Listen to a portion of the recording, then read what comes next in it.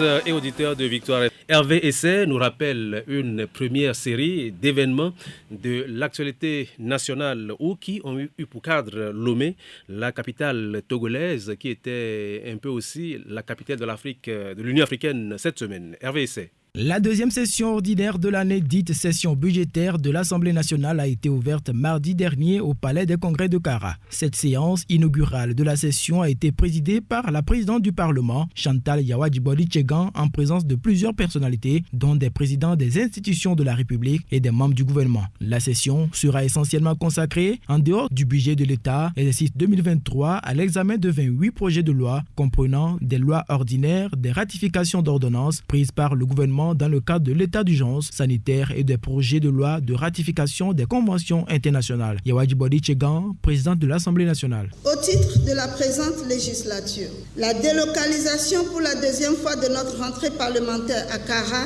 ville d'inspiration à laquelle nous tenons tant, dénote de la volonté permanente du président de la République de maintenir une grande proximité entre les pouvoirs publics et chacune de nos régions. Cette approche permet, entre autres, de mettre en exergue la richesse et la beauté de notre territoire.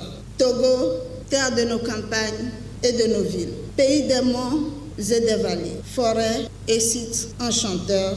Togo, pays de paix et de sécurité. Les députés ont, dans la foulée de leurs travaux à Kara, autorisé le gouvernement à proroger de 6 mois l'état d'urgence sécuritaire dans les savanes. L'hôtel 2 février à Lomé a abrité cette semaine le 6e forum africain sur la justice transitionnelle, une initiative de l'Union africaine en collaboration avec le Centre d'études de la violence et de la réconciliation CSVR et le Haut Commissariat à la réconciliation et au renforcement de l'unité nationale HCRONA. L'objectif de cette rencontre est de proposer aux dirigeants africains de nouveaux outils qui prennent en compte les impératifs de développement, de cohésion sociale et de promotion de l'état de droit. La cérémonie d'ouverture de ce forum a été présidée par le ministre chargé des droits de l'homme, représentant le chef de l'État, Christian Trimois. Vouloir créer un climat de cohésion au sein d'une société déchirée et y assurer les garanties de non-répétition des violations des droits humains relève de l'utopie si l'on ne s'attaque pas aux racines des conflits qui ont conduit à la déstructuration sociale. Le forum de Lomé sur la justice transitionnelle devra explorer les pistes pouvant permettre de consolider le capital humain et social dans une Afrique appelée à construire des sociétés plus paisibles, plus respectueuses des droits humains, malgré les menaces qui se dressent devant nos États. L'insécurité alimentaire, le genre, les changements climatiques, les transitions émergentes et changements de pouvoir étaient quelques-uns des thématiques à l'agenda de ce forum. Le Conseil de paix et de sécurité de l'Union africaine a tenu cette semaine à Lomé une session consacrée au lancement de l'édition 2022 du mois de l'amnistie en Afrique. Le but de cette initiative de l'Union africaine est de retirer de la circulation, au moyen de la sensibilisation, les armes légères et de petit calibre illégalement détenues par la population afin de les détruire. Certaines sources indiquent que plus de 40 millions d'armes légères et de petit calibre circulent en Afrique, des armes qui alimenteraient des conflits armés ou sont source d'insécurité dans nos pays. Général Félix Kadanga, président de la Commission nationale de lutte contre la prolifération, la circulation et le trafic illicite des armes légères et de petit calibre. Elle s'inscrit sans nul doute dans la droite ligne de la mise en œuvre du projet continental Faire taire les armes, avec la célébration au Togo du mois de l'amnistie et faire corps avec l'axe 1 de la feuille de route gouvernementale 2020-2025. Il s'agit en outre du rétablissement de la paix dans les zones post-conflit, du maintien de la consolidation de la sécurité humaine dans les pays en état de paix, du meilleur contrôle des stocks d'armes, de la réduction du risque de vol d'armes au niveau des stocks légaux. Nous pouvons aisément dire, sans nous tromper, que les cérémonies de destruction des armes mondialement soutenues sont devenues un mécanisme de restauration de la paix et de la consolidation de la confiance populaire. La CNL-PAL a saisi l'occasion du lancement du mois de l'amnistie pour organiser une destruction symbolique d'armes illicites récupérées par le Togo au champ de tir d'Agoué. La deuxième session ordinaire de l'année de l'Assemblée nationale délocalisée pour la circonstance à Kara a été ouverte mardi dernier. Les députés ont saisi cette occasion pour proroger de 6 mois l'état d'urgence sécuritaire dans la région des Savanes.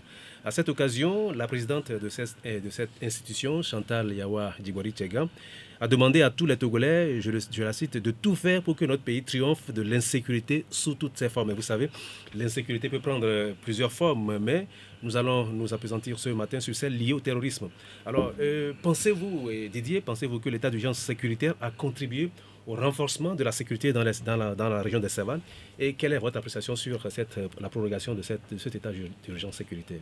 Bon, d'abord, sur l'Assemblée nationale elle-même, si on apprécie tant la délocalisation, vous savez, en communication, il y a des symbolismes qui valent la peine également d'être observés. Donc, l'Assemblée nationale était déjà en mars dernier donc, à Kara.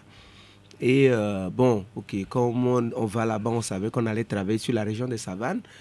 Pourquoi ne fallait pas délocaliser la séance sur Dapaon ou tout au moins sur Mango pour être beaucoup plus proche de la zone? Vous savez que cette zone-là en difficulté, avec tout ce qu'on a connu, les députés très proches. Les problèmes d'insécurité sont dans la région Non, là, il paraît que ça va mieux. Donc, je pense que quand il sera à Dapaon, il y aura la sécurité.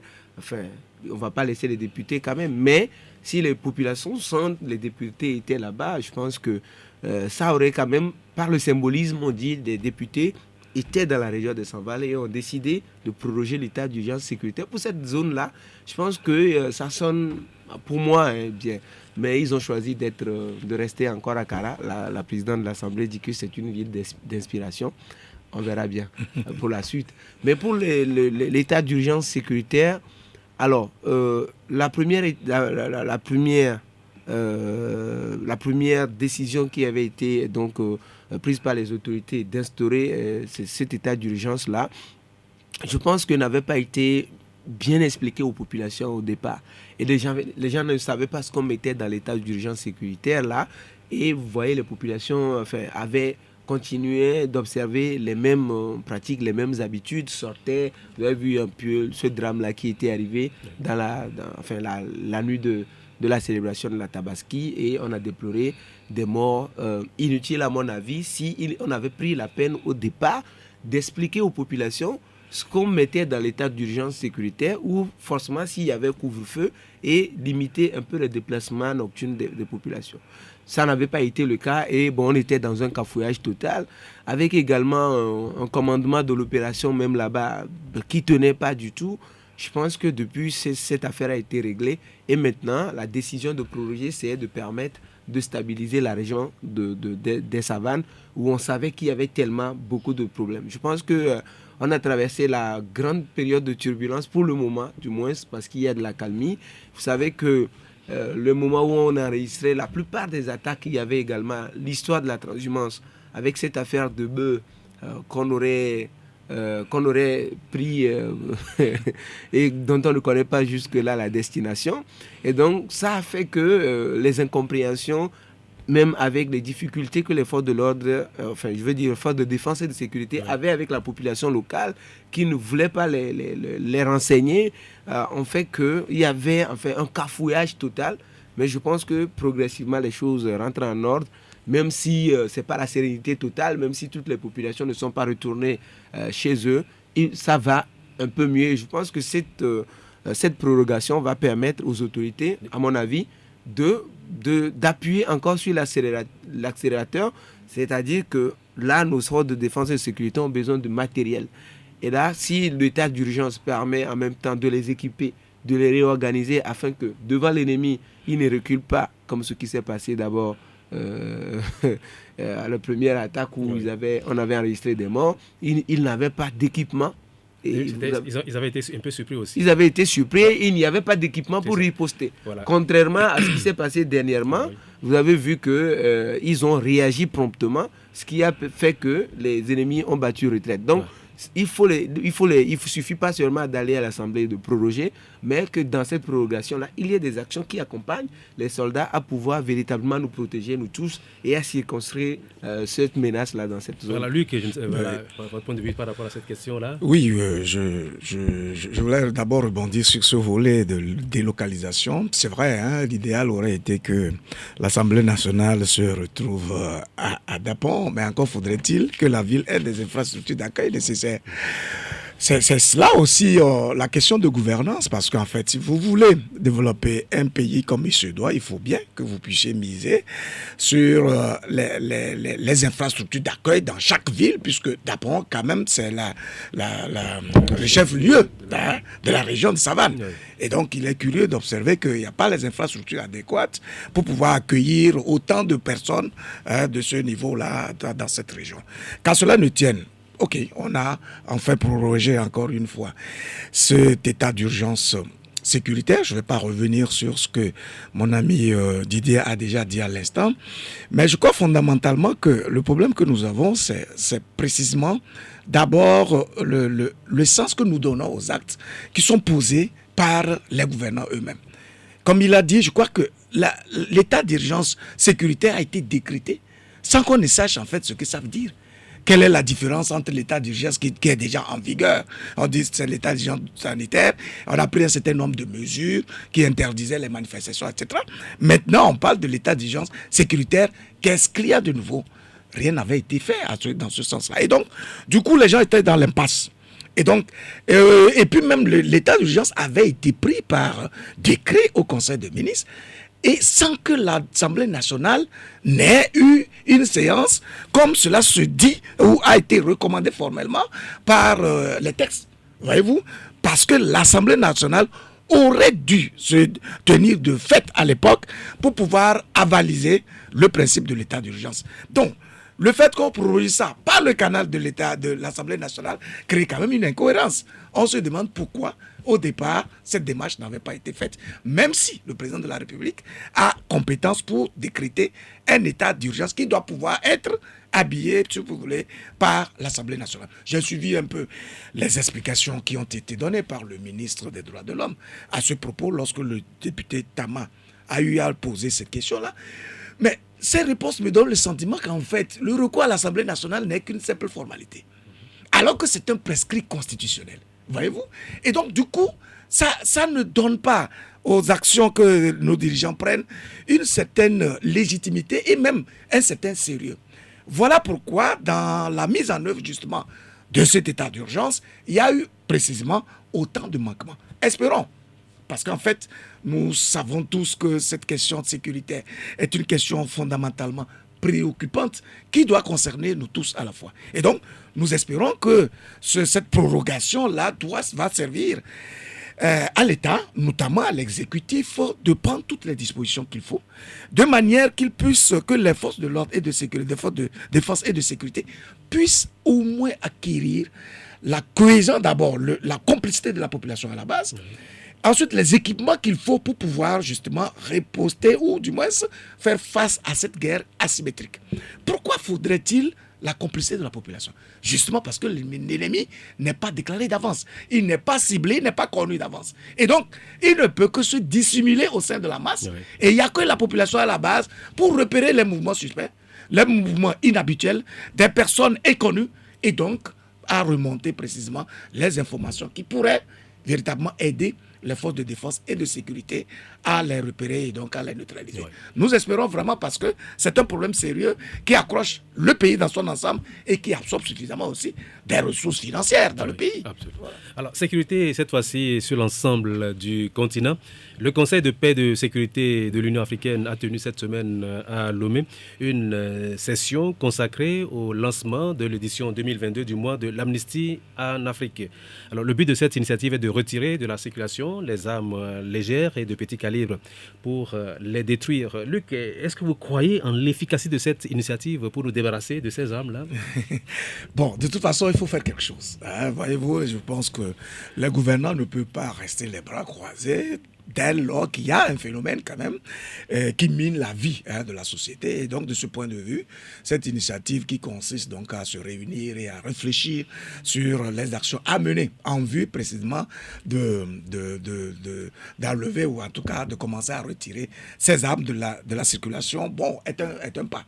Maintenant, est-ce que vraiment ces actions sont véritablement décisives? J'ai suivi un peu le propos du ministre des Droits de l'Homme qui dit clairement que si on ne pose pas le diagnostic à la racine pour voir les causes des crises et tout ce qui amène les gens à prendre des armes, il est difficile de soigner juste les conséquences en veillant à retirer les armes, etc., etc. Il faut d'abord préciser que l'Afrique ne fabrique pas d'armes. Notre continent, dans son ensemble, à 95-98%, ne fabrique pas d'armes.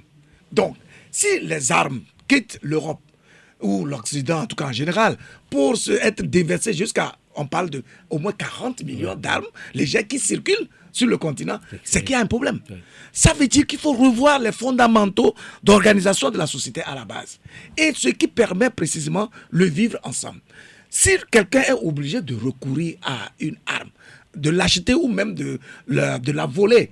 Parce que le ministre, le général Katanga disait qu'il y a des cas de vol des armes dans les camps, etc. Bon, donc, ça veut dire que si on vole une arme, alors que la destination d'une arme, ou sa mission c'est de tuer, d'enlever la vie humaine, ça veut dire qu'il y a une forme de révolte. Il y a quelque chose qui ne va pas au sein de la société. Voilà pourquoi nos gouvernants doivent s'appesantir fondamentalement sur comment créer d'abord le bien commun, comment veiller à l'épanouissement des citoyens, comment régler les injustices, les frustrations et tout ce qui amène les gens à se révolter et à recourir aux armes pour pouvoir se défendre. Donc, je crois que la clé est à ce niveau. Non, mais le recours aux armes, ce n'est pas forcément pour se défendre. Il y en a, c'est juste avec des intentions criminelles. Mais bien sûr, justement, comme on parle du terroriste et tout ça. Donc, même le terrorisme lui-même a une cause. Même si aujourd'hui, on est d'accord que les Occidentaux tirent, si vous voulez, jouent un rôle catalytique pour justifier, si vous voulez, leur présence, leur mainmise sur nos États, etc. À la base, le phénomène terroriste était lié à une forme de révolte qui est consécutive justement à des injustices au sein de la société, au manque d'équité dans la répartition des biens communs, voyez-vous. Donc, tous ces éléments-là sont essentiels. Ce sont des éléments sur lesquels il faut réfléchir pour redéfinir les mécanismes de gouvernance de nos États. Autrement, on a beau retirer les armes, d'autres viendront et on risque d'avoir un phénomène qui va plutôt crescendo. Oui, et Didier, il est question d'encourager les civils à remettre volontairement les armes illicites en leur possession, sous réserve d'anonymat et comment on dit, et l'on ne risque pas de poursuite quand on remet les armes que l'on détient. Alors, ce faisant, est-ce qu'on ne risque pas de recycler des armes ayant servi à commettre des crimes et surtout d'amnistier des criminels? Mais c'est compliqué, c'est un problème très très compliqué et je ne sais pas comment ils pourront arriver à régler ce problème. Alors, vous savez que nous sommes sur un continent où il y a un métier qu'on appelle aussi la chasse. Il y a des chasseurs qui eux aussi utilisent les armes pour... moi j'ai vu, mon papa avait deux fusils là. Des fusils de chasse. Voilà, des fusils de chasse. Qui lui permettait de tuer de petits gibiers par là et tout ça. Il y a aussi ça. Donc, il y a certains... Ça, c'est des armes autorisées, en fait. Voilà. Il y a l'autorisation qu'on peut donner. Oui, mais en fait, le problème, c'est que illicites. des fois, il n'y a pas un mécanisme vraiment connu pour avoir cette autorisation pour la chasse et tout ça. Il y a tout un problème également. Là, on remet encore au goût du jour le problème de la communication, de la sensibilisation qui manque cruellement. Et donc, du coup, quand on va ramasser ces armes-là, on confond également ceux qui détiennent les armes pour de bonnes intentions, c'est-à-dire faire la chasse. Il faut quand même que de la viande vienne à Lomé pour que des gens mangent. C'est pas une mauvaise intention cela. Donc je pense qu'il y a un travail sérieux de terrain d'abord à faire. D'abord, qu'est-ce qu'on appelle par détention illégale et illicite d'armes légères de petits calibre. Armes légères de petite calibre, quand vous en parlez, les gens ne comprennent pratiquement rien. Il faut d'abord qu'on explique tout ça. Je pense que le problème que nous avons en Afrique, c'est que nous voulons mettre la charrue des fois avant le bœuf. C'est-à-dire que quand le blanc vient nous dire lutter contre la prolifération des armes légères et de petit calibre, on met en place des commissions, on dégage des fonds et on commence par faire. On ne cherche pas à expliquer à la population le bien fondé d'une telle démarche et où véritablement c'est-à-dire que vous posez encore, là, une fois encore, le problème de communication, de sensibilisation. Oui, c'est-à-dire que dites-moi en sorte que les si populations puissent aujourd'hui, adhérer à l'initiative. dites-moi si aujourd'hui, après avoir fait cette réunion à Lomé, une réunion budgétivore à Lomé, après des délégations sont venues de partout, ils ont fini, ils sont partis là. Combien de Togolais, même à Lomé ici, ont compris la nécessité de remettre les armes s'ils en détenaient et pourquoi il fallait remettre. Vous voyez, donc vous voyez, et ça c'est un sérieux problème. 2, si nous voulons véritablement venir à bout de la prolifération, de la détention des armes légères de petit calibre, il faut véritablement que le continent africain s'inscrit résolument dans un processus démocratique, pas ce que nous voyons actuellement, mais dans un processus démocratique, on peut l'appeler à l'africaine ou on peut l'inventer même si on a la capacité, pour que effectivement il n'y ait pas de frustration dans la société. Si des gens ont le sentiment de ce que c'est seulement par les armes qu'ils peuvent gommer des dirigeants qui s'éternisent, vous leur demandez de venir vous remettre de bon cœur leurs armes, ils vont jamais faire. C'est pas avec les armes légères de petit calibre qu'on peut dégommer un pouvoir, non? Non, mais ailleurs ça marche. Ailleurs les gens l'utilisent, ça marche. Vous avez les rébellions armées au Tchad par exemple. Mais aujourd'hui, on a dû signer un accord d'amnistie avec eux pour pouvoir discuter avec eux. S'ils n'avaient pas les armes, est-ce qu'on allait discuter, on allait les prendre au sérieux pour discuter avec eux? Je ne fais pas l'apologie, mais j'explique. Si nous ne mettons pas un processus qui permet aux citoyens africains de s'exprimer et de vider ces frustrations intérieures et de pouvoir d'envisager le bout du tunnel, c'est-à-dire que nous sommes vous voyez des pays par exemple où l'alternance est régulière, vous entendez moins parler de ces problèmes d'armes et de tout ça. Mais dans les pays où il n'y en a presque pas, c'est là, dans ces pays où il y a tendance à aller prendre les armes. Et donc pour prendre les armes, si vous trouvez n'importe quoi à côté, vous prenez contre les gens. Et c'est ce qui arrive notamment au Tchad et ailleurs. Heureusement que chez nous, on n'a pas ce problème. Mais il faut travailler à ce que des gens ne pensent pas. On a vu des manifestations dans ce pays, des gens ont dit qu'on leur donne des armes. C'est pas caché. Vous avez écouté des manifestants au Togo ici demander qu'on leur remette des armes pour combattre. Est-ce qu'on veut arriver à ce niveau? Donc, si on veut arriver à ce niveau, c'est dommage pour l'Afrique. Tous les pays africains, ils viennent, ils parlent du problème. Remettez les armes. Personne ne veut poser le diagnostic. Et le doyen Luc a touché un point important. D'où viennent ces armes? Jusqu'à 40 millions à circuler sur le continent, ce continent africain. D'où viennent les armes? Oui. Donc, c'est la grande question à se poser. On a les douanes. On peut dire que les douanes sont peureuses, on a les douanes. Mais si les armes doivent quitter l'Occident pour venir ici ou d'autres pays pour venir, vous savez que depuis ici, un certain temps, il y a des gens qui font des armes de fabrication artisanale. Voilà, et ça aussi. Oui, mais la plupart ne sont pas fabriqués artisanalement. La plupart sont venus ici parce qu'il y a un marché des armes aussi. Des gens vendent les armes. Bien, il faut du débouche. Il faut des clients. Et on en trouve sur le continent africain. Oui, je ne sais pas si Luc a quelque chose à dire. Oui, mais non, le débouché principal, en tout cas pour beaucoup de pays en Occident, c'est l'Afrique. En tout cas, en termes d'armement, c'est une évidence et c'est cela le vrai problème. En réalité, je crois que la question que nos gouvernants doivent pouvoir se poser, c'est pourquoi ils sont des gouvernants? Pourquoi ils sont dans le piédestal de décision concernant le devenir de tout un peuple? Il faut en même temps revisiter le mécanisme de fonctionnement de la société elle-même et ce qui permet de créer le bien de l'État. C'est le labeur du citoyen qui crée la richesse de l'État. Et la mission du dirigeant est précisément d'utiliser ces ressources-là pour investir dans des secteurs productifs afin de créer suffisamment de richesse qui sera redistribuée de façon équitable, en tout cas selon une clé qui permet la justice sociale, l'équité, etc. Et que chaque citoyen ait le sentiment d'avoir la couverture de l'État, la protection de l'État. Et donc, le recours aux armes vise principalement pour ceux-là qui sont frustrés, qui recherchent leur paix, à rechercher leur paix, en tout cas, ou alors à le défendre.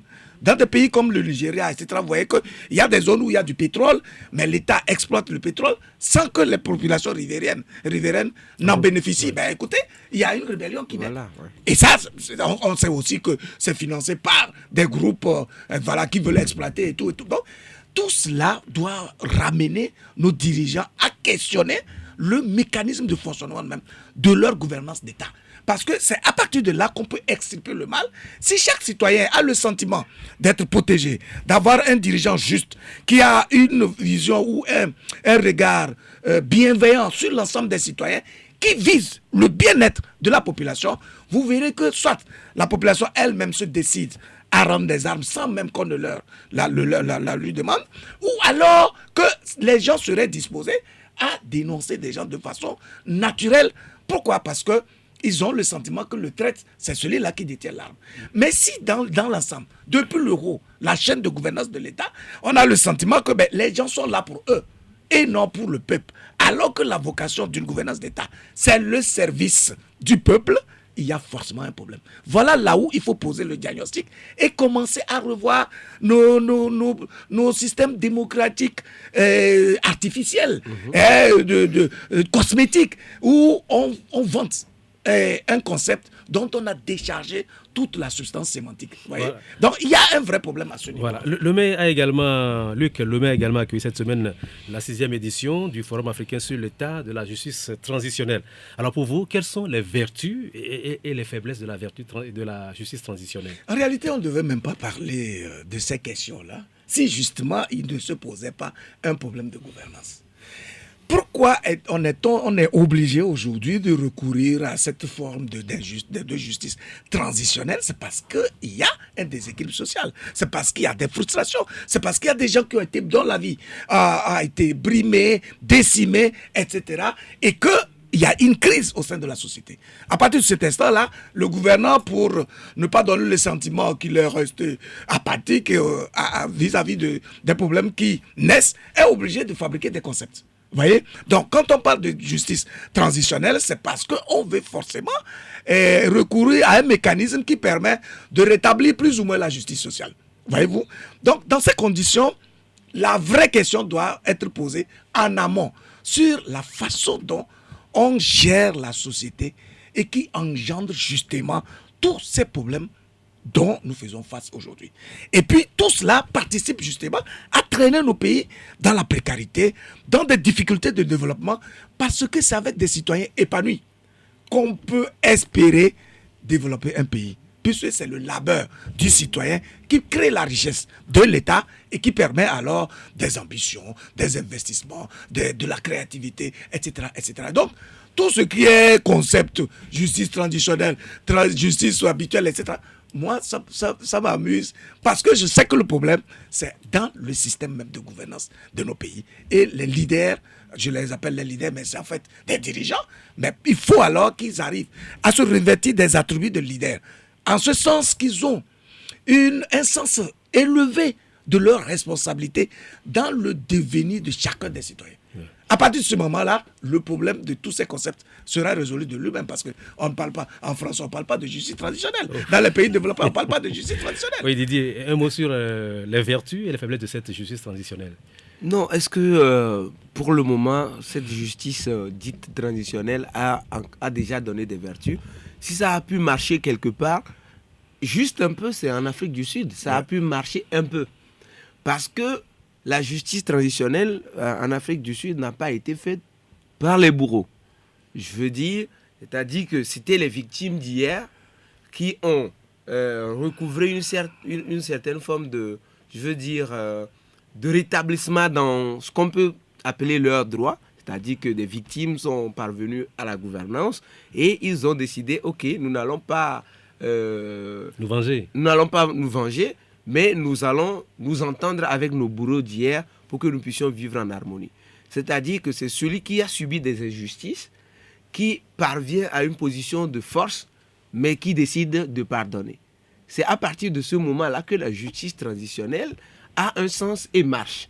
Mais dans tous les pays, et vous voyez que des pouvoirs ont duré, des dirigeants ont duré, et il y a eu des atrocités, il y a eu de la mauvaise gouvernance, il y a eu de l'injustice sociale, tout un pas de la population a été privé de ses droits sur des années, des gens ont été brimés, c'est comme sur la cour de la récréation, les gens ont subi vraiment de la brimade, Et un jour, le bourreau décide, ok, après je vous ai tapé dessus, maintenant, réconcilions-nous, on va être ensemble.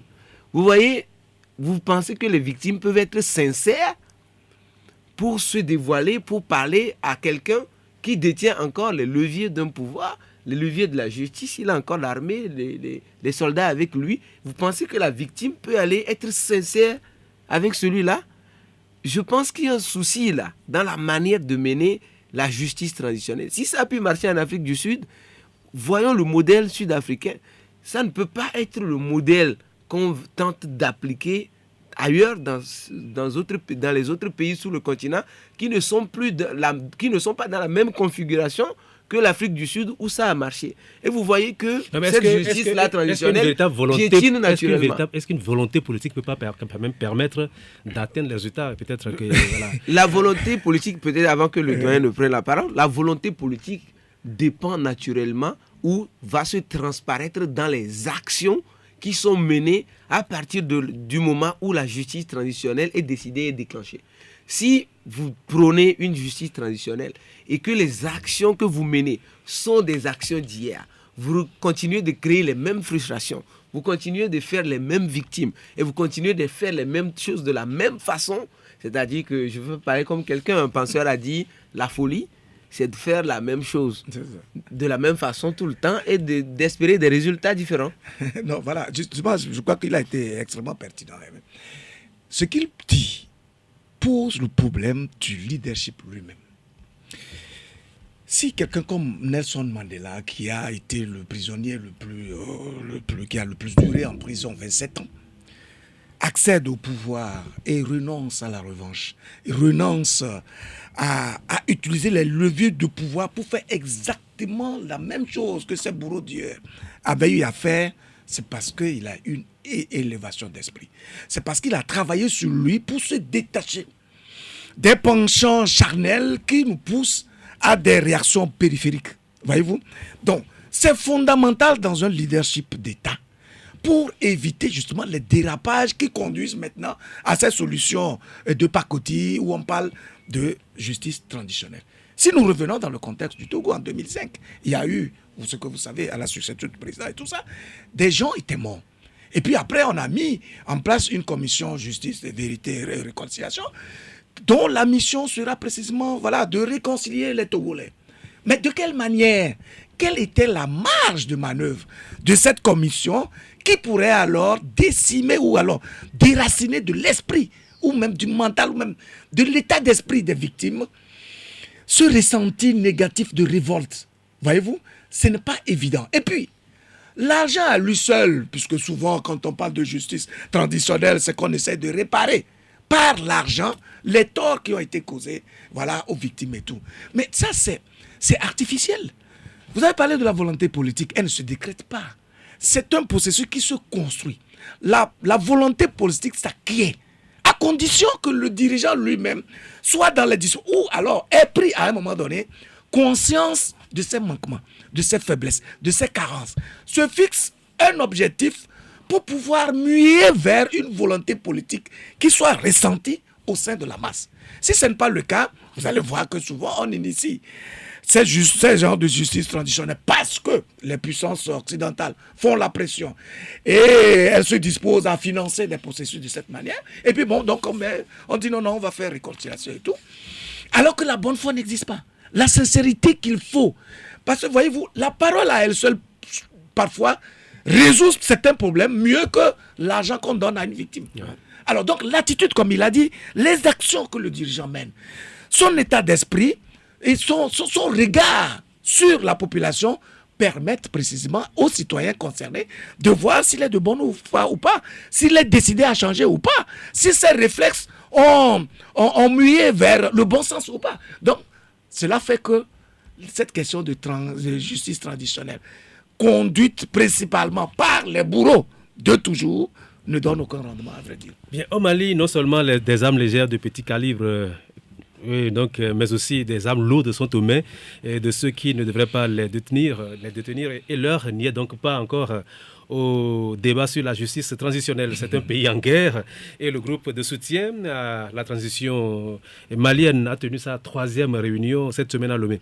Le rappel des travaux de cette rencontre avec Hervé Essay. La 3e réunion du groupe de soutien à la transition malienne, GST Mali, s'est tenue cette semaine à Lomé. Y ont pris part une forte délégation ministérielle malienne conduite par le ministre des Affaires étrangères Abdoulaye Diop, des dirigeants de la CEDEAO et de l'Union africaine. L'objectif de la rencontre est de faire le suivi, évaluation de l'évaluation du processus de transition en cours au Mali. Il s'agit notamment de constater les avancées réalisées dans les réformes politiques et institutionnelles, l'état de la préparation des élections générales, la mise en œuvre de l'accord pour la paix et la réconciliation au Mali, la situation économique ainsi que les défis liés aux questions humanitaires, de défense et de sécurité. Robert Doucet, ministre des Affaires étrangères, de l'intégration régionale et des Togolais de l'extérieur. On pensait que c'était uniquement un problème sahélien, mais aujourd'hui, nous avions dans la région des Savanes, chez nous au Togo, au Bénin et ailleurs, nous voyons nous-mêmes que le terrorisme est arrivé. Donc nous avions tout intérêt à aider le Mali et en aidant le Mali, nous nous aidons nous-mêmes.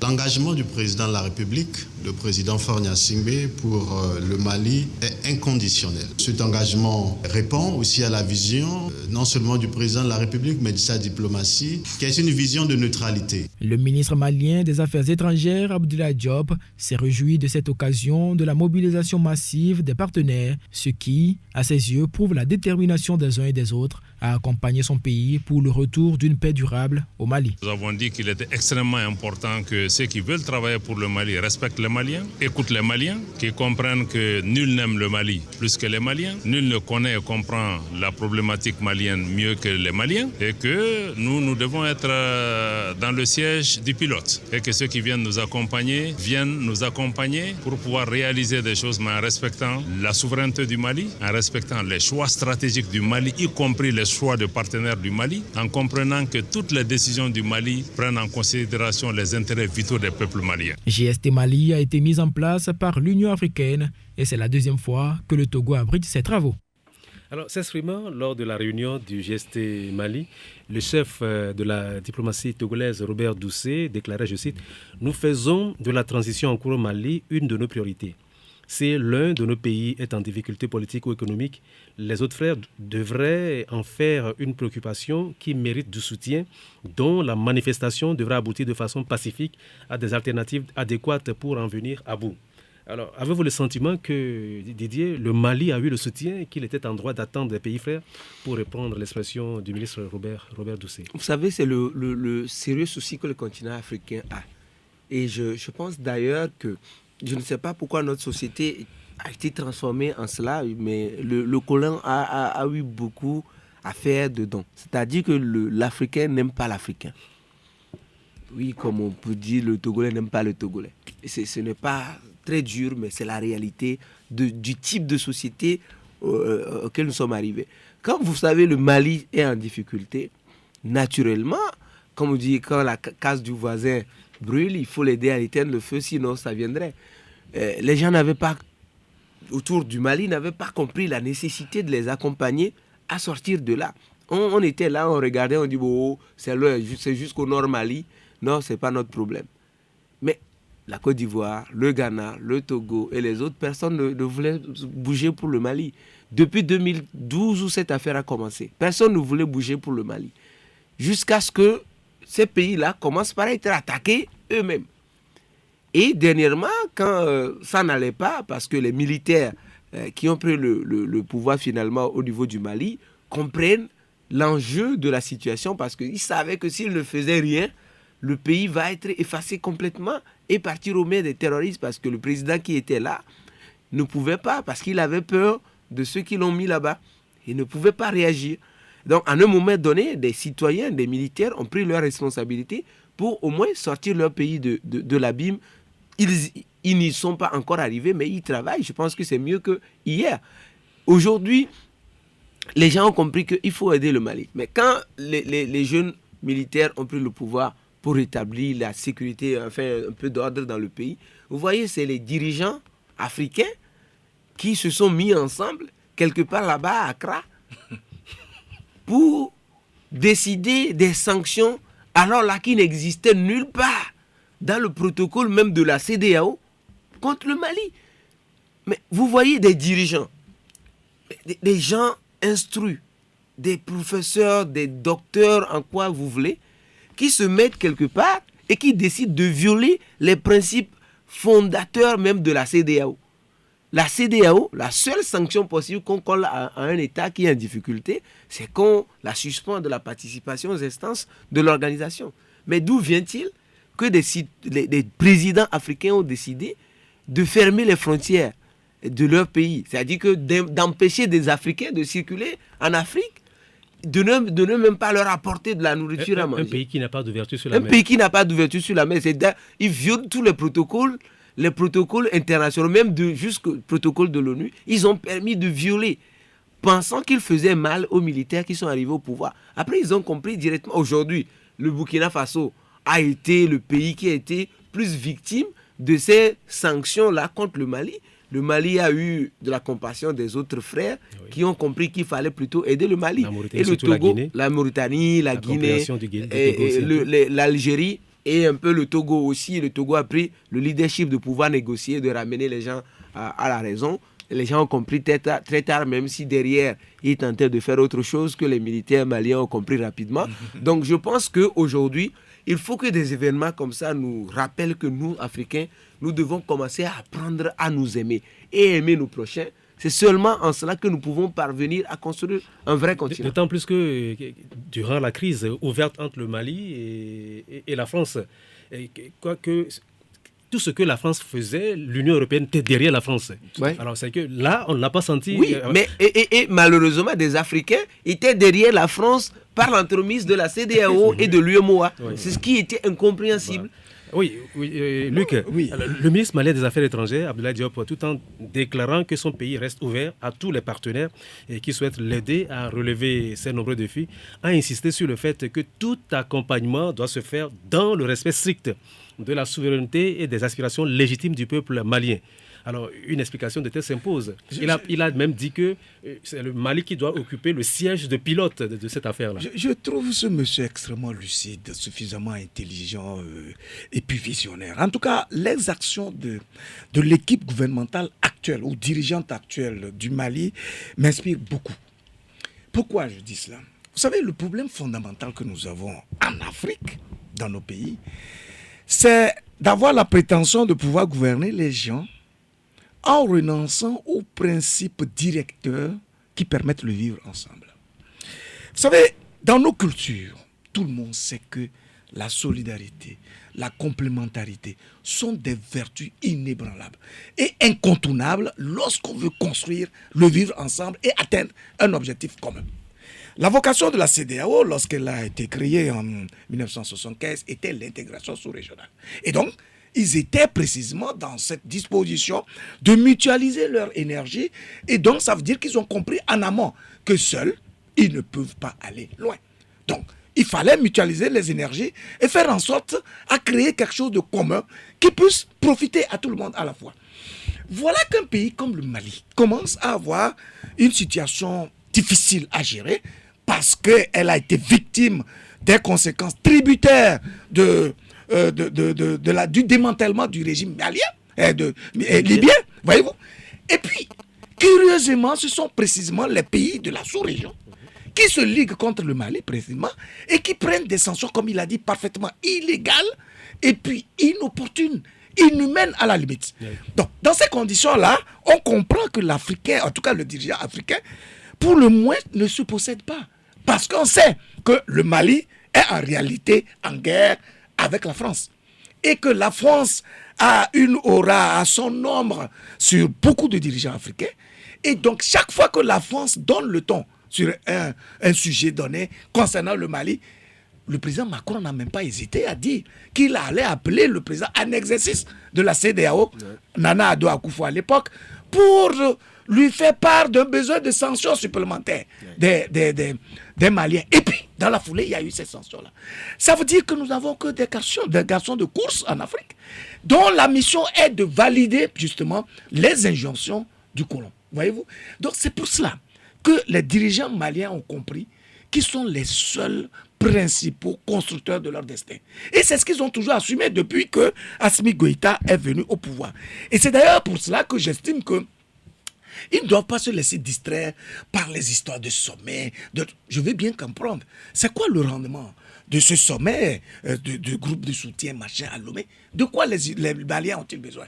Ils ont besoin des ressources de façon fondamentale parce qu'ils ont déjà défini le canevas de gouvernance de l'État pour sortir le pays de l'honneur à partir des assises nationales de la refondation qui constitue alors, si vous voulez, qui rassemble tout le cahier des charges et tout ce qui permet aux Maliens de se retrouver ensemble et de construire leur destin.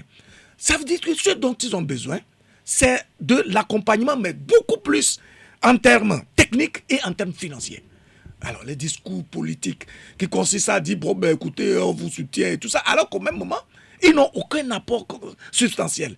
Et la CEDEAO aurait dû réfléchir aux moyens par lesquels ils peuvent apporter un concours déterminant dans la vie des Maliens. Ce n'est pas le cas. Oui. Et au contraire, même, ils ont asphyxié la vie et l'économie même du Mali. Dans ces conditions, ben, je vous dis que les Maliens doivent être extrêmement vigilants, rester rigoureux, se focaliser sur leur potentiel endogène et commencer à le capitaliser autant que possible pour avoir des résultats. Est-ce que les Français et les voisins des Maliens, enfin du pouvoir malien, n'ont pas fait d'Assimi Goïta un héros?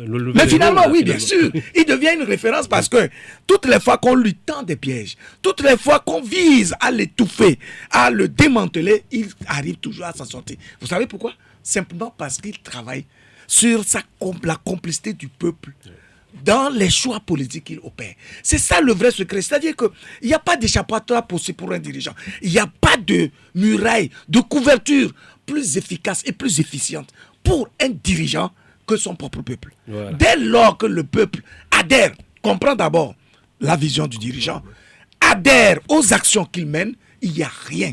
Même les attaques les plus farouches ne vont pas prospérer. Bien, nous allons exposer, oui, rapidement, une minute. Vous savez que ça a permis d'ailleurs, cette porture de la France et de certains pays africains ont permis au Mali de prendre son destin en main. Vous savez que jusqu'à ce que Assimi Goïta ne prenne le pouvoir, pour que des militaires, les militaires maliens montent dans un hélicoptère pour monter en haut, surveiller leur propre territoire, il fallait demander autorisation à la France. Ils étaient interdits d'aller à Kidal, oui, leur propre pays. Mais voilà, ils étaient interdits d'aller. Voilà, on le dit, tout le monde dit qu'on est venu les aider, mais les militaires maliens ne pouvaient pas s'élever, ne pouvaient pas regarder leur pays d'en haut pour voir qu'est-ce qui se passe ou pas. Ils n'ont pas le droit. Ils ne peuvent pas aller à des endroits sur le pays. Mais aujourd'hui, ils ont acquis du matériel, donc ce qui fait que l'armée de l'air au niveau du Mali n'existait que de nom, ce qui a d'ailleurs provoqué cette colère-là de Assimi Goïta, parce que, étant un des colonels, un officier de l'armée de l'air, il ne pouvait pas comprendre, formé, compétent, ne pouvait pas comprendre pourquoi il ne devrait pas faire sa mission. Il a pris ses responsabilités aujourd'hui, les Maliens circulent, surveillent leur territoire d'en haut, et c'est ce qui permet qu'ils ont engrangé un certain nombre de résultats et de victoires vis-à-vis des terroristes aujourd'hui qui sont en difficulté. Et pourtant, quelqu'un est en train de crier tout le temps que ça ne marche pas. Mais les Maliens, eux, ils vivent aujourd'hui mieux en termes sécuritaires qu'hier. Donc, naturellement, il faut que, comme le doyen l'a dit, il faut naturellement que nos dirigeants, j'ai même dit une fois, pourquoi nos chefs d'État ne font pas de nous leurs complices et de leurs confidents. C'est-à-dire que quelqu'un vous appelle pour vous menacer, faites un discours, dites à votre population que tel m'a appelé pour me menacer. Et nous allons nous mettre derrière nos dirigeants. Je crois que nous aimons nos dirigeants. C'est plutôt, je ne veux pas dire qu'ils ne nous aiment pas, mais peut-être qu'ils ne nous aiment pas. Ils n'ont pas compris que le peuple... Bien, mais avant de reprendre notre débat avec, je le rappelle, les confrères Luc Abaki et Didier Assogba, Anani Vidjirakou nous rappelle les autres événements de la semaine retenus pour cette émission. Lundi 5 septembre 2022 faisait un an, jour pour jour, qu'un coup d'État mené par le colonel Mamadi Doumbouya a renversé Alpha Condé du pouvoir le 5 septembre 2021 en Guinée-Conakry. Un an après ce putsch, le nouvel homme fort du pays, colonel Doumbouya, engagé dans une transition de 36 mois, a provoqué de vives tensions au sein de la classe politique et de la société civile. À l'heure du bilan, les partisans de la junte satisfaits des actions des militaires gardent toujours espoir, mais dans le rang de l'opposition, c'est la déception totale. Vous connaissez Conakry le lundi et le lundi 5 septembre aujourd'hui, vous voyez que c'est une ville complètement paralysés. Les militaires sont en train de montrer qu'ils ne sont pas prêts à quitter le pouvoir, d'autant plus qu'ils avaient annoncé à la prise du pouvoir qu'ils allaient organiser des élections libres et transparentes. Malheureusement, ils sont dans l'esprit confiscationniste du pouvoir et une année après, il n'y a aucune visibilité autour de la transition et c'est déplorable. La Cour suprême du Kenya a confirmé l'élection de William Ruto lundi à la présidence du pays. Elle a par ailleurs rejeté l'ensemble des arguments avancés par l'opposant historique Raila Odinga, déclaré perdant du scrutin. Dans un communiqué, ce dernier affirme qu'il respecte l'opinion de la Cour. James Orengo, sénateur et avocat de Raila Odinga. Yes, in accordance with the law, we got to accept this decision. Conformément à la loi, nous devons accepter cette décision comme étant la loi du pays. Mais je pense qu'il s'agit d'une décision très idéologique. Nous y reviendrons plus en détail. Mais je pense que cela fera jurisprudence et compliquera la tâche de ceux qui font recours si la commission électorale n'est pas ouverte et transparente. La meilleure façon pour que la Cour prenne une décision aurait été que les serveurs soient complètement ouverts et que tout le matériel électoral soit mis à disposition de la Cour. Le président sortant Uhuru Kenyatta, qui soutenait Raila Odinga, de son côté s'est engagé à se plier au verdict de la Cour suprême par respect pour l'état de droit. Pour sa part, William Ruto, le nouveau président élu, a tendu la main à tous ses adversaires. Au Tchad, le dialogue national inclusif et souverain a franchi une étape cette semaine après plusieurs suspensions. L'agenda de ce dialogue qui va permettre au Tchad de se doter d'un nouvel ordre politique a été adopté et les partisans ont entamé les débats de fond mercredi. Et puis nécrologie, la reine Elisabeth II du Royaume-Uni s'est éteinte jeudi à l'âge de 96 ans. Ceci après un règne de plus de 70 ans. Sa succession est assurée depuis vendredi par son fils et héritier Charles sous le nom de Charles III. Alors Didier, on revient encore un mot encore sur le Mali et maintenant la crise entre le Mali et la Côte d'Ivoire. Voilà. 3 des 49 militaires ivoiriens arrêtés le 10 juillet dernier à Bamako et accusés par les autorités maliennes de transition d'être des mercenaires venus déstabiliser le pays ont été libérés le week-end dernier. À votre avis, Didier, qu'est-ce qui a pu peser dans la balance et qui a permis aux autorités maliennes de consentir un geste dit humanitaire par la médiation togolaise?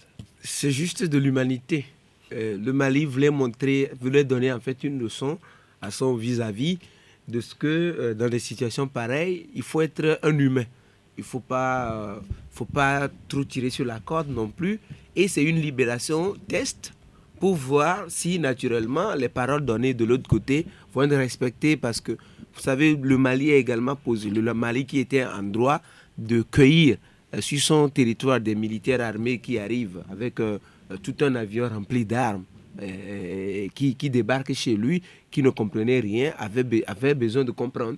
Et maintenant, le Mali a posé ses conditions à son vis-à-vis qui tâtonne, et le Mali voulait encore les mettre plus en difficulté en libérant les 3 femmes parmi le groupe, de ce que le Mali est animé de bonne volonté de pour que ce dossier-là évolue.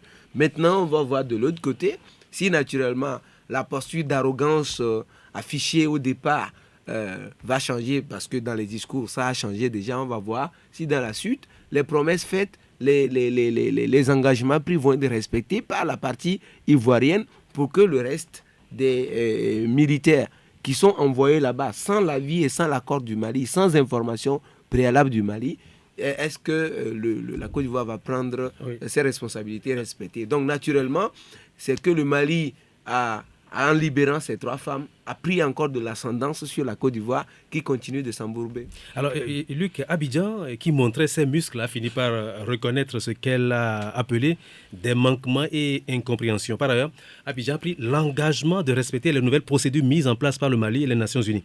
Alors, cela signifie quand même beaucoup de choses, n'est-ce pas? Diplomatie. Mais Abidjan musclé vraiment. Non, vous savez, je pense que ce sont des faits qui nous instruisent. Les Maliens font preuve de méthode dans leur façon de gouverner. Et ils poussent, malheureusement, le président Ouattara, tout puissant de la sous-région, à se retrancher dans cette dernière corde. Parce que la condescendance avec laquelle il traitait les Maliens, l'arrogance, il s'était même positionné comme le principal pourfendeur du régime d'Assimi Goïta. Aujourd'hui, il se retrouve dans une position de faiblesse qui l'amène à accepter le principe d'engagement. Vous voyez? Donc, à travers le propos tenu par M. Sarasoro, le directeur de cabinet du président de la République, en tout cas l'homme de main du président Ouattara, on se rend compte que... L'homme de confiance. Confiance, bien sûr, de Ouattara. On se rend compte que le président Ouattara a bien compris à un moment donné qu'il ne pouvait pas continuer à bluffer, à mentir et à surfer sur du vent.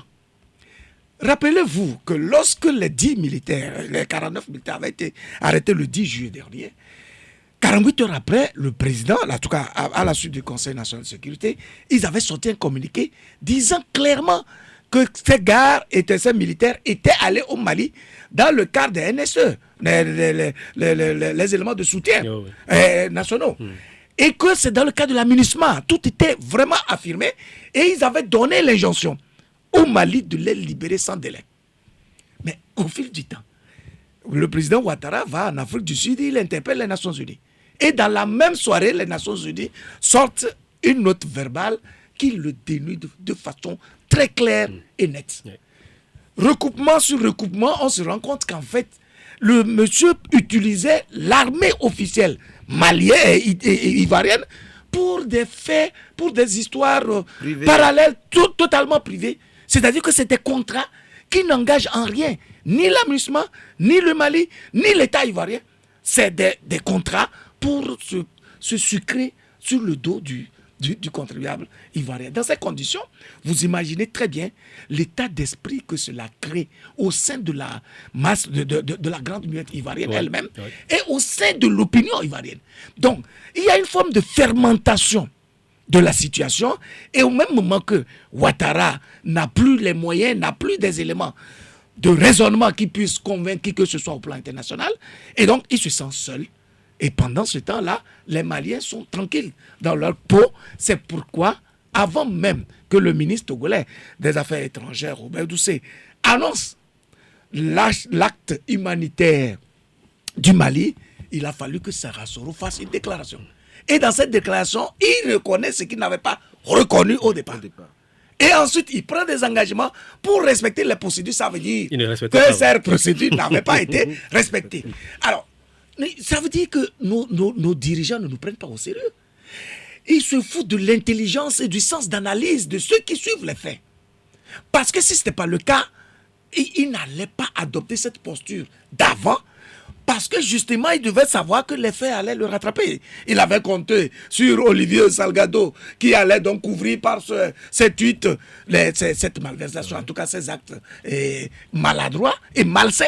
Donc aujourd'hui, il faut qu'ils comprennent qu'ils ne dirigent pas, nos dirigeants doivent comprendre qu'ils ne sont pas en train de diriger des troupeaux apeurés qui n'ont pas les éléments d'analyse, d'observation et qui leur permettraient de décortiquer avec efficience et lucidité les faits. Oui. Donc moi j'espère, comme il a dit, que le président Ouattara, au-delà de cette déclaration, va adopter la posture qui va permettre la libération effective de ces 49 militaires, de ces 46 militaires restants. Autrement, on sent que le président, le régime malien est tranquille, droit dans ses bottes, et il attend la bonne foi de son... Alors, 3 sur 49, c'est toujours bon à prendre, mais si 46 militaires ivoiriens restent détenus, c'est bien que les discussions continuent de bloquer. Et ce matin, j'ai appris que le pouvoir malien a encore mis des exigences, a posé des exigences, demandé que les opposants maliens, les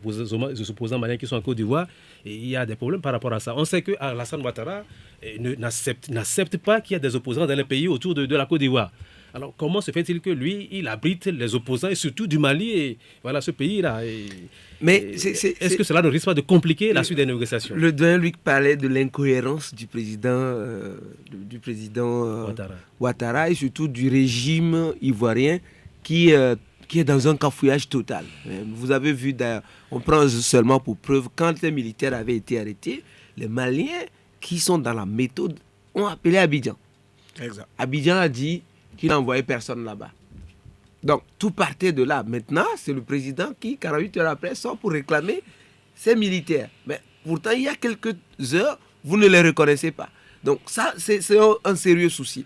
Vous avez vu que Boubou Cissé, ancien ministre, ancien premier ministre d'ailleurs, qui a été gommé et qui vient se cacher à Abidjan, qui est dans tous les coups foirés, et qui veut être ministre, qui veut devenir président au Mali, et qui s'appuie sur Alassane Ouattara et la France pour accéder au pouvoir. Et donc, depuis sa base d'Abidjan, il se permet de faire n'importe quoi, de faire des déclarations, d'instiguer même des mouvements. Il y a eu quelques manifestations, les gens ont compris, finalement, ils ont arrêté. C'est sur leur instigation, et le pouvoir malien, les militaires en plus qui dirigent, ont les leviers de renseignement, ils comprennent qui sont ceux qui tirent les ficelles. Et ils ont compris que c'est les gens qui se cachent là-bas à Abidjan qui tirent les ficelles, il faut les donner. Si nous avons 49 des vôtres ici, bon, à titre humanitaire, on vous donne 3, les femmes, pour qu'elles aillent s'occuper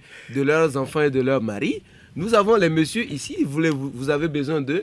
Nous n'avons pas besoin de 49. Donnez-nous quelques-uns, une demi-dizaine d'entre eux. Et puis bon, on va vous donner vos 46 restants. Donc, c'est méthodique, c'est compréhensible. C'est pour ça que j'ai dit, la libération de ces 3 femmes, c'est une libération test pour Abidjan. Et Abidjan qui est encore mis en difficulté au dernier degré, parce que là, qu'est-ce qu'ils vont faire? Est-ce qu'ils livrent les Boubou Cissé et sa bande et tous ceux qui se déclaraient président et tout ça là-bas depuis Abidjan? Ou est-ce qu'ils vont laisser les 46 pourrir à Bamako pendant qu'ils protègent encore les anciens premiers ministres? Surtout qu'il y a des mandats d'arrêt. C'est-à-dire qu'il y a une procédure judiciaire qui est enclenchée à l'encontre de ces personnes-là. Un État démocratique respectueux des lois doit pouvoir supplier, tout simplement. Vous avez bien fait de rappeler que le président Ouattara ne supporte pas que ses opposants se retrouvent dans des pays voisins. Et vous avez vu avec quelle brutalité des opposants ont été rapatriés, aussi bien du Togo que du Ghana que d'ailleurs, vers la Côte d'Ivoire. Donc, bon, c'est une question de bon sens. Le malheur n'arrive pas qu'aux autres. Alors, les 3 heureux élus, celles qui ont été libérées, sont passées par Lomé avant de regagner leur pays. Un mot sur la diplomatie togolaise qui vient encore de glaner quelques lauriers. C'est quoi le secret du petit Togo? Le secret du Togo, c'est d'arriver à mettre en confiance tout le monde. C'est-à-dire que vous voyez un ministre des Affaires étrangères et qui s'entend très bien avec le président de la République, un ministre des Affaires étrangères qui est un fin négociateur depuis la base, un homme de paix qui connaît, qui a le verbe, un prêtre raté, qui a le mot nécessaire, qui sait placer le mot où il le faut. Vous savez, le Mali fait tellement confiance à la démarche du Togo, initiée par le chef de l'État, mais pilotée par le ministre des Affaires étrangères, que pour libérer les 3 femmes, c'est le ministre togolais qui est allé à Bamako discuter avec Assimi Goïta. C'est à lui qu'on a remis les 3 femmes. C'est lui qui les a mis dans l'avion et les a mises dans l'avion, autant pour moi, et les a ramenées d'abord à Lomé ici. Et les Ivoiriens, à cause de leur arrogance, les Maliens ne voulaient pas les voir. Ils attendaient à Lomé ici avec leur avion. Donc, le ministre togolais allait là-bas pour prendre les femmes avec lui, pour venir ici, pour rassurer Bamako et pour également rassurer Abidjan. Et c'est pour ça que l'échange, finalement, a été fait à Lomé ici, pour que les femmes là puissent regagner finalement leur famille. Je pense naturellement que c'est une diplomatie efficace qui fait que le ministre l'a dit dans son discours, on l'a écouté en début d'émission, que c'est une diplomatie de neutralité. Un peu comme pour paraphraser Abdoulaye Diop, les amis de nos amis ne sont pas nécessairement nos amis et les ennemis de nos amis ne sont pas nécessairement nos ennemis. C'est une diplomatie de neutralité qui permet de pouvoir mettre les gens autour de la table pour qu'ils puissent discuter et parvenir à des solutions. En tout cas, je crois que sur ce plan, sur ce coup précis, le Togo a en tout cas a marqué la différence. C'est tant mieux, on ne peut que se féliciter parce que des actes positifs de cette nature, nous en avons besoin et donc pour étoffer notre aura, etc., etc. Mais même si on doit pouvoir aussi comprendre qu'il y a au-delà de tout des calculs politiques, des intérêts, etc. Ce qui est certain, c'est que c'est le résultat qui nous importe. Aujourd'hui, la médiation togolaise est en train de prendre en tout cas du sérieux, de la consistance, en tout cas dans ce dossier précis. Nous espérons qu'il y aura des résultats, mais davantage de résultats, mais tout dépendra de la bonne foi des deux protagonistes, notamment de la Côte d'Ivoire. Parce que, comme vous l'avez dit, je crois que le Mali a damé le pion à la Côte d'Ivoire pour lui faire comprendre que, en fait, il n'est pas dans une disposition de cruauté, de méchanceté ou de cécité même dans les dossiers. Ils sont lucides, ils veulent tout simplement que Abidjan manifeste qu'ils sont des humains, de bons voisins sur qui on peut compter, tout simplement. Voilà. Alors, après 110 ans de règne, la souveraine britannique Elisabeth II est décédée jeudi à l'âge de 96 ans et après 70 ans de règne. Donc, alors, Didier, que retiendrez-vous de cette dame et comment la décririez-vous?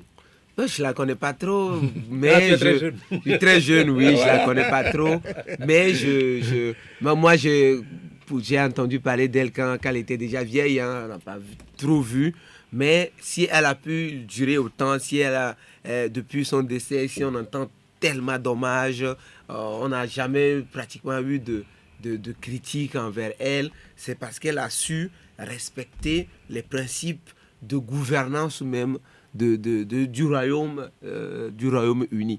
Et je pense que le Royaume-Uni est une puissance aujourd'hui. Elle a fait quelque chose, elle a travaillé, elle en a été pour quelque chose. Et elle ne s'interfère pas, on ne la voit pratiquement pas, alors qu'elle est reine, on ne la voit pratiquement pas.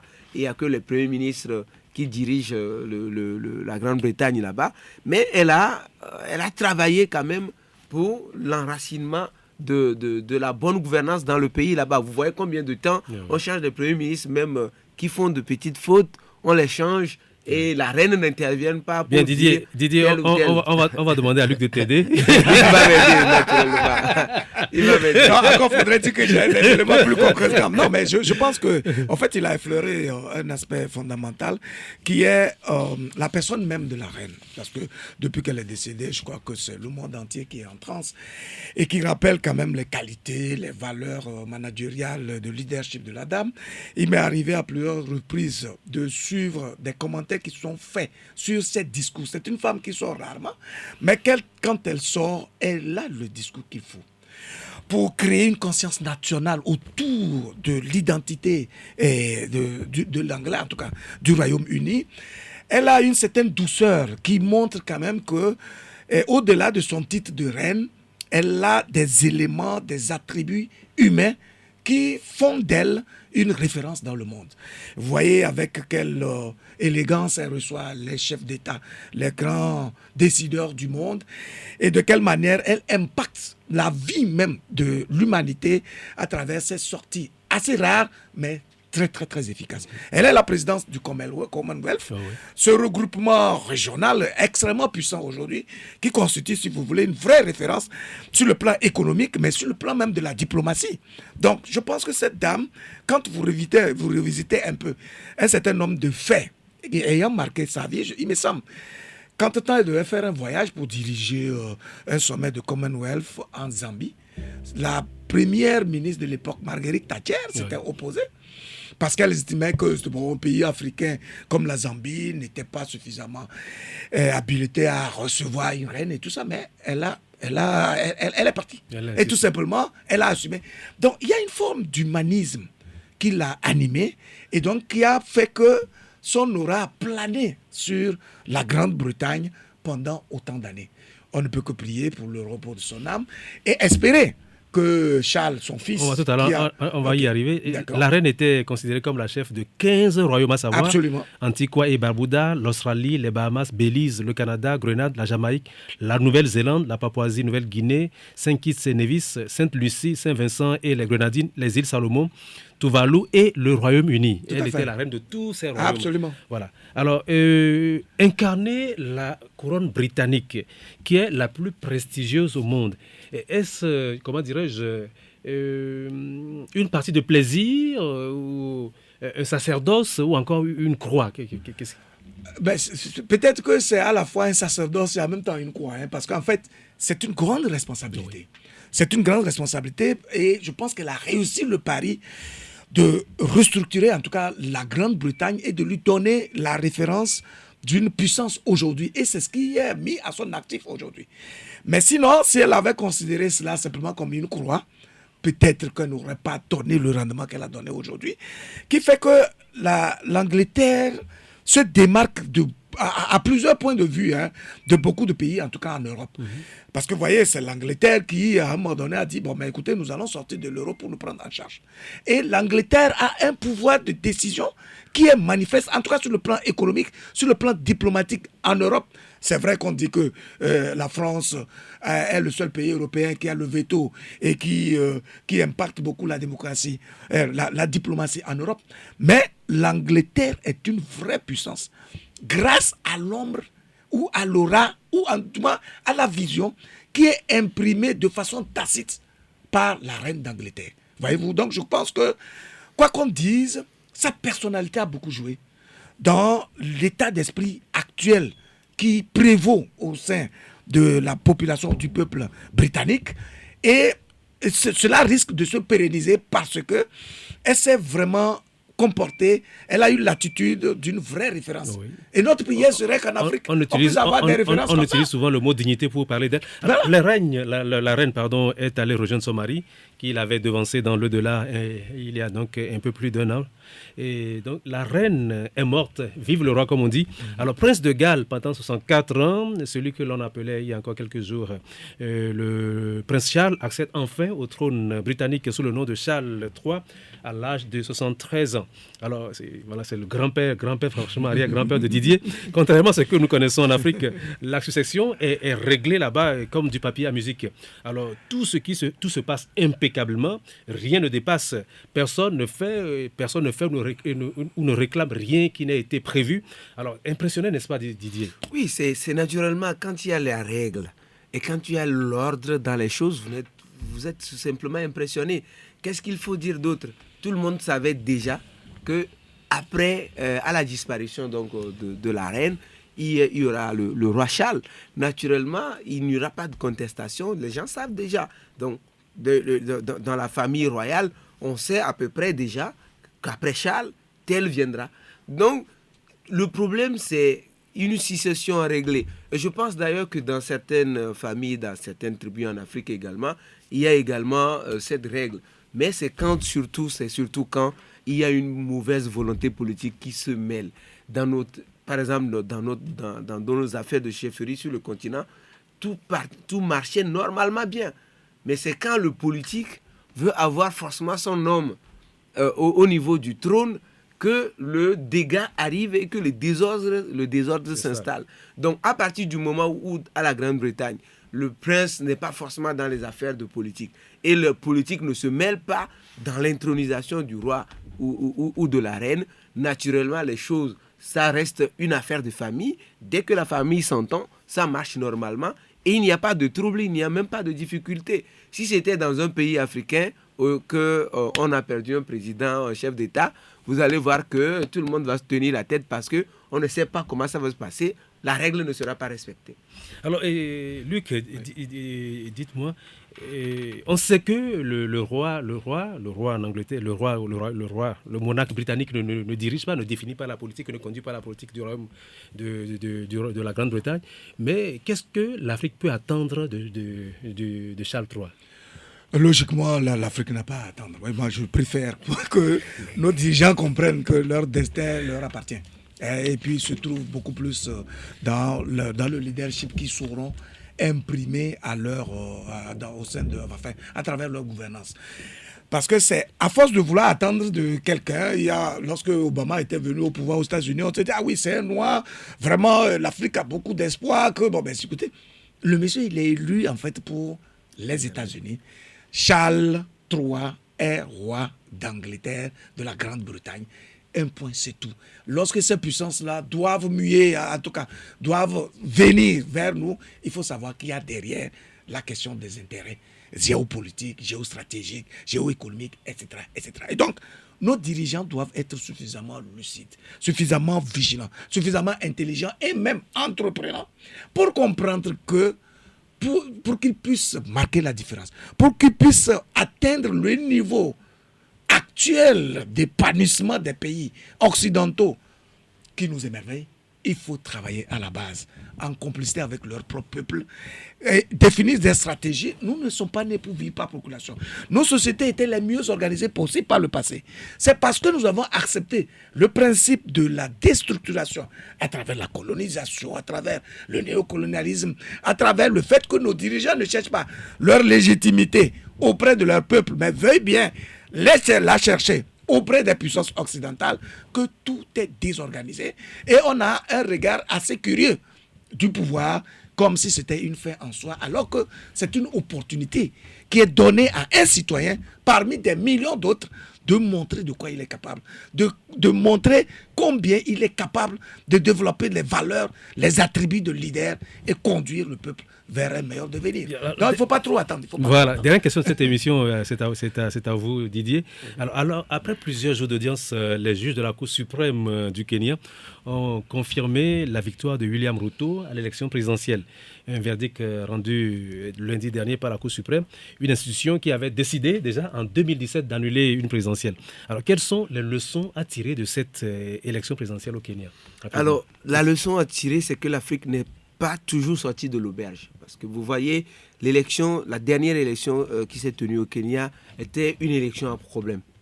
Et le vice-président a mis en branle toutes les stratégies pour que l'élection ne soit pas une élection transparente et démocratique. Vous avez vu les difficultés avec les commissaires de la commission électorale. Donc si la Cour, à mon avis, les juges de la Cour, certainement qu'ils ont pris le temps d'effacer les traces des fraudes et tout ça, pour que les juges ne puissent pas découvrir un certain nombre de choses. Vous avez vu la déclaration de l'avocat de Raila Ondiga qui a dit qu'on aurait pu donner plus d'éléments à la Cour pour que la Cour puisse décider. Vous avez la commission électorale où les membres la présidente de la Cour suprême, la présidente de la Cour suprême, elle s'appelle Martha Kouma, a dit que la partie qui porte plainte n'a pas apporté, c'est à la partie là d'apporter des preuves, qu'il n'y a pas eu de preuves. Il peut appartenir également à la commission électorale et même à la Cour, puisque la Cour joue le rôle là-bas de Cour constitutionnelle, d'avoir également son propre regard dans le déroulement de l'élection, parce que les commissaires, le signal est fondamental, ce qu'on devrait comprendre, que c'est des commissaires membres de la commission électorale qui devraient avaliser et donner leur avis final sur les résultats. On dit qu'il y avait un problème et on finit par démissionner de la commission. La plus grande partie, la majorité des juges, des membres de la commission électorale. De la commission électorale. Bien, je suis désolé, on ne peut pas continuer ce débat. Voilà. De toute façon, point final. On sent que la démocratie kenyane est florissante. Elle n'a qu'à évoluer tout simplement. Point final à ce débat avec les confrères Luc Abaki, ex-directeur de la chaîne du futur, et Didier Assogba, le directeur du site d'information Togo Breaking News, que je remercie pour avoir accepté de partager avec les auditrices et auditeurs de Victoire FM leur analyse de certains événements qui ont marqué cette semaine. Mes sentiments de gratitude à vous également, mesdames et messieurs, pour votre fidélité. À Rétro 7, Hervé Essay, Anani Vidjirakou, Haïté Messan, Amjoy Allah et moi-même, Dela Agbo. Nous vous donnons rendez-vous samedi prochain pour le même exercice. Excellent week-end à toutes et à tous. Au revoir.